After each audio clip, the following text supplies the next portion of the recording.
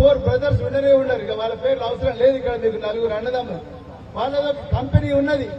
మరి ఆ దందా 10,000 ఎకరాలు, 15,000 ఎకరాలు, 20,000 ఎకరాలు, ఇంకా ఎన్ని ఎకరాలు ఉంటాయి అన్ని ఎకరాలకు మరి ఊర్లలో మీకు తెలియదే ఉన్నది. ఒక భూమికి రేటు రావాలంటే ముందు జెండాలు వాటాలి, ఒక షామియాన వేయాలి, అక్కడ యాత కొయ్యాలి, ముందర ఒక పెద్ద గేట్ కట్టాలి, అదే విధంగా దానికి రోడ్లు వేయాలి, ఇక మార్కెట్లో పోయి బ్రోషర్లు అమ్మాలి. అంతేనా కాదా?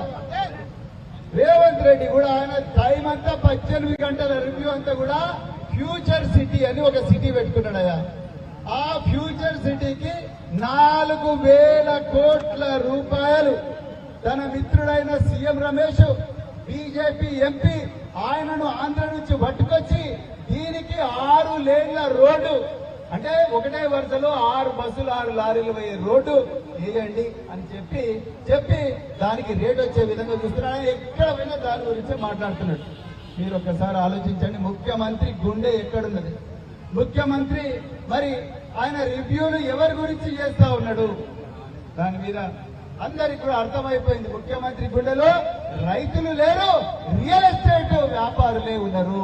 తనకు రియల్ ఎస్టేట్ లాభాలు వస్తే చాలు.